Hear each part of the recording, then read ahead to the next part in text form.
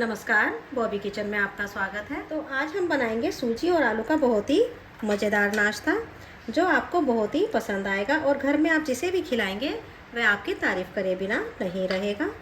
टमाटर की चटनी के साथ तो ये नाश्ता वैसे भी बहुत ही यम्मी लगता है। रेसिपी पसंद आए तो चैनल को सब्सक्राइब ज़रूर से कीजिएगा और मुझे कमेंट करके ज़रूर से बताइएगा आपको ये रेसिपी कैसी लगी।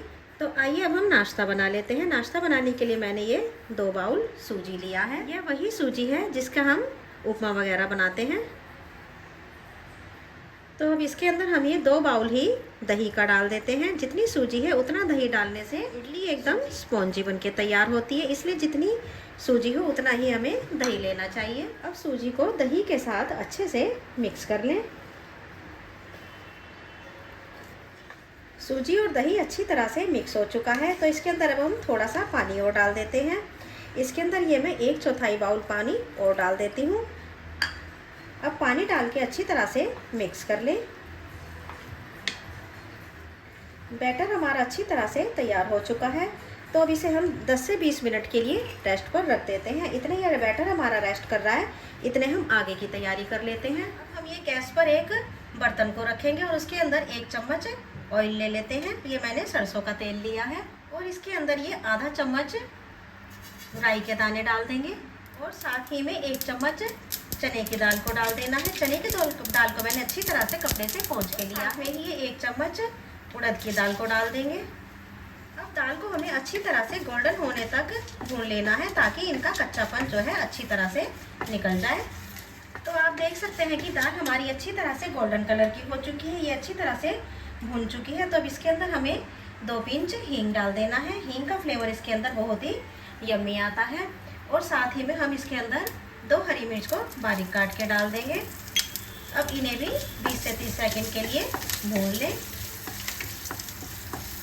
20 से 30 सेकंड के बाद अब हमें इसके अंदर ये मैंने 2 मीडियम साइज का प्याज है, ये बारीक काट लिया था, इसको भी हमें इसके अंदर डाल देना है। प्याज को अच्छी तरह से मिक्स करें।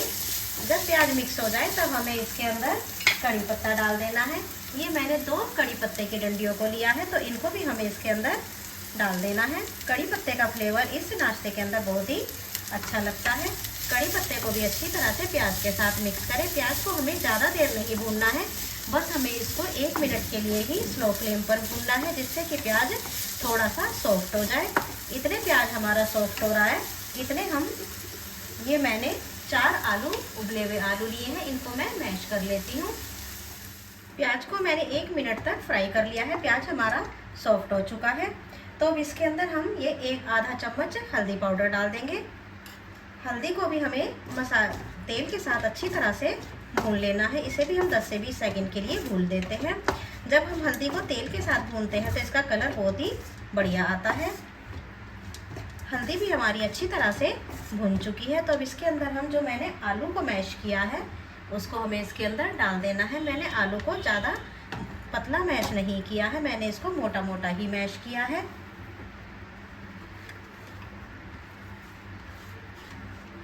अब आलू को अच्छी तरह से तोड़ते हुए मिक्स करें और अब इसके अंदर 1 चम्मच नमक डाल दें, स्वादानुसार नमक डाल दें और ये आधा चम्मच लाल मिर्च डाल दें। आप इसको बिना मिर्च के भी बना सकते हैं, यह बहुत ही यम्मी मसाला बनके तैयार होता है। इसके अंदर हम ज़्यादा मसाले नहीं डालेंगे, यह कम मसालों में ही बहुत ही यम्मी लगता है। तो इसको इस तरह से तोड़ते हुए हमें आलू की खूब अच्छे से भुनाई कर लेनी है। इस तरह से अगर हम आलू की भुनाई करते हैं तो आलू बहुत ही स्वादिष्ट बनके तैयार होता है और इसका मसाला बहुत ही चटपटा सा और यम्मी लगता है। मसाले को मैंने 2 से 3 मिनट तक अच्छी तरह से तोड़ते हुए भून लिया है। यह वही मसाला है जो हम डोसे के लिए तैयार करते हैं, बहुत ही चटपटा मसाला बनके तैयार हुआ है। तो इसी तरह से ही मसाला बनाएंगे तो बहुत ही चटपटा बनके तैयार होगा। मसाला हमारा बनके तैयार हो चुका है, तो गैस की फ्लेम को बंद करेंगे और मसाले को हम ठंडा होने के लिए रख देते हैं। और साथ ही में इसके अंदर हरा धनिया भी डाल देंगे। हरा धनिया डालने से फ्लेवर और कलर दोनों ही बहुत ही यम्मी आते हैं। हरे धनिया को भी अच्छी तरह से मिक्स करें। तो मसाला हमारा ठंडा हो चुका है। अब हमें इसकी छोटी छोटी बॉल्स बना करके तैयार कर लेनी है, जिससे कि जब हम इडली बनाएं तो हमें बनाने में आसानी हो। तो हम इस तरह से नींबू के साइज की बॉल्स बना लेते हैं और इनको थोड़ा सा हाथों से फ्लैट भी कर देंगे। बस इसी तरह से सारी बॉल्स को बना करके हमें तैयार कर लेना है। तो मैंने थोड़ी सी टिकिया बना करके तैयार कर ली हैं। आइए अब हम बैटर को भी चेक कर लेते हैं। और इधर मैं एक बर्तन के अंदर पानी गर्म होना रख देती हूँ। बैटर को रेस्ट करते हुए भी 20 मिनट के करीब हो चुके हैं, तो हम बैटर को चेक कर लेते हैं। बैटर हमारा थोड़ा सा थिक हो चुका है, तो हमें इसके अंदर पानी डालना होगा। मैं इसके अंदर 4 से 5 चम्मच पानी और डाल देती हूँ। पानी को ज़्यादा नहीं डालिएगा, कहीं बैटर पतला ना हो जाए। अगर बैटर पतला हो जाता है तो इडली बनाने में बहुत ही दिक्कत आएगी, इसलिए पानी को थोड़ा थोड़ा करके ही बैटर में डालें। अभी थोड़ा सा पानी और इसके अंदर 1-2 चम्मच और डाल देते हैं। अब बैटर की कंसिस्टेंसी बिल्कुल परफेक्ट बनके तैयार हुई है। हमें इसी तरह का बैटर स्टफ्ड इडली बनाने के लिए चाहिए। इसके अंदर स्वादानुसार नमक डाल दें। नमक को डाल के अच्छी तरह से मिक्स करें।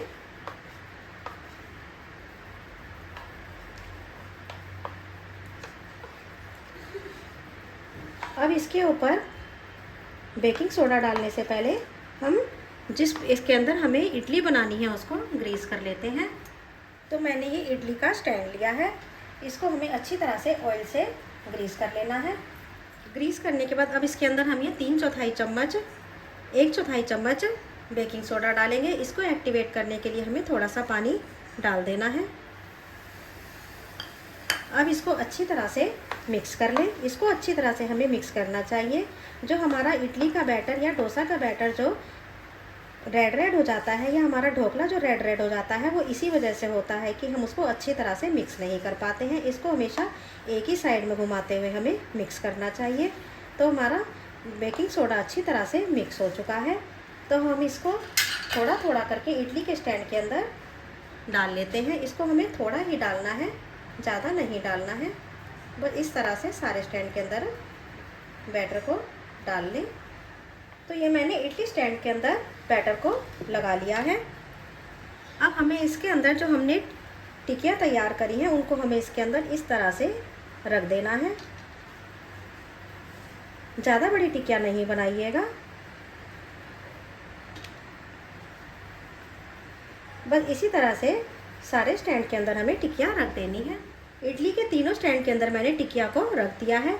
अब हमें जितनी टिकिया है बस उसी के ऊपर हमें थोड़ा सा बैटर लगाना है, ज़्यादा बैटर नहीं लगाइएगा।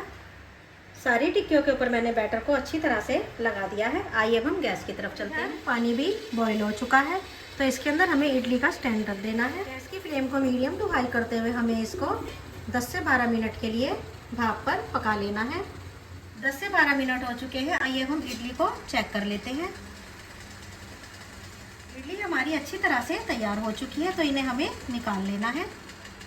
तो इडली हमारी थोड़ी सी ठंडी हो चुकी है। इसको हमेशा जब भी डिमोल्ड करें तो जब यह थोड़ी सी ठंडी हो जाए तभी डिमोल्ड करें, तो यह आराम से निकल करके तैयार हो जाती है। देखिए कितनी बढ़िया हमारी इडली बनके तैयार हुई है। मैं आपको इसको तोड़ के भी दिखा देती हूँ। देखिए कितनी बढ़िया हमारी स्टफ्ड इडली बनके तैयार हुई है। तो एक बार इस तरह से मेरे कहने पर ज़रूर से इडली को बनाइएगा। आइए अब इसे हम सर्व कर लेते हैं। नाश्ते को मैं प्लेट के अंदर सर्व कर लेती हूँ। आप इसको हरे धनिया की चटनी या फिर जो साउथ इंडियन चटनियाँ होती हैं उनके साथ खाएंगे तो ये बहुत ही यम्मी लगेगा। एक बार मेरे कहने पर इसे ज़रूर से ट्राई कीजिए। रेसिपी पसंद आए तो चैनल को सब्सक्राइब ज़रूर से कीजिएगा।